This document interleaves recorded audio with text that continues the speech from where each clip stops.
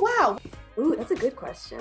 You know, because that's a... Hey, I'm Yara Shahidi. I'm Trevor Jackson. I'm Francia Raisa. I'm Diggy Simmons. Hi, I'm Chloe Bailey. I'm Emily Arlook. My name is Jordan Buhat, and we're the cast of Grownish.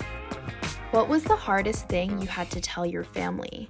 At 17 years old, I told my parents, hey, I think I'm gonna move out, which did not fly. So I definitely went out of the cultural norm, not just in moving out, but like, you know, just little things like, you know, I lived with a boyfriend, so having sex out of wedlock, it was like a whole Catholic Mexican thing. I felt like a black sheep. The most nervous would be saying, hey, I'm ready to get married and I'm gonna propose.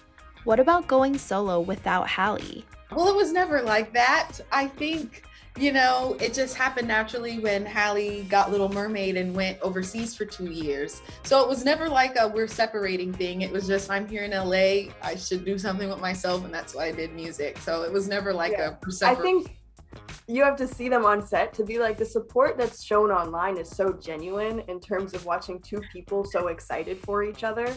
And you know, so you can attest to that. Sorry, Chloe, but before she even got Little Mermaid, I drove Halle home one day. You had already rapped, and she told me, she was like, I think Chloe should go solo. She's so talented, and I think she would do so well. So the support's been there from the beginning. Yeah. And I was like, you guys are Chloe and Halle. She goes, but she has something special. I think it's probably more of when like I didn't get something.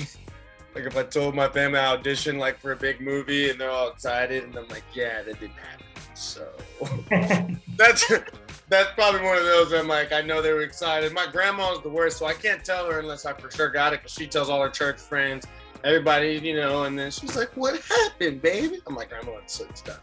It's over, sorry. What did you do with your first paycheck? My first paycheck probably would have been to paying off my credit card for all that kind of stuff to be able to keep me in LA, you know? Oh my God, I was 21 and I bought a house and I had no business doing that. I did that. I did not know what I was getting myself into. I performed professionally probably first time when I was 7 years old. So no, I don't know what happened to the paycheck. Yeah, I'd say similar to Trevor, I've been like kind of doing things since I was very young. Yeah, all in the Coogan account.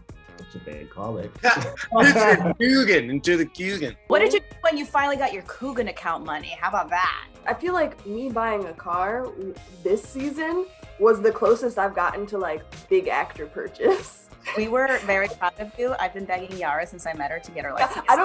I've been on the same ABC lot for like 8 years, and when I tell you, the crew that's seen me since then never thought I would ever drive onto the set because they knew that I was such a hesitant driver that by the time I pulled in, people were clapping. It was both encouraging and kind of sad that no one thought I was going to be there.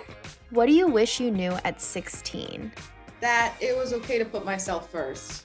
I gave myself standards that no one necessarily set for me, and so this has been my year at 21 of saying no to things just because I want to say no. And that's something that I think at 16 would have been really cool to exercise. I wish I knew that life wasn't over with the like littlest drama that happened at school or at home. We should, keep a lot of our focus on the present, but I wouldn't say so much so that we feel like we have to get it right now. It's so easy to feel like, oh, this is bad now, and this is the way the story's ending, and it ended bad. But like, you can always write a new chapter. You can always change the ending of anything. Endurance, you know what I mean? Like the continuation and the will to go on, even when things don't make sense. That's beautiful. Make sure you catch the Grownish premiere January 27th at 10 p.m. next day on Hulu. Thanks for See you later. watching. Thank you.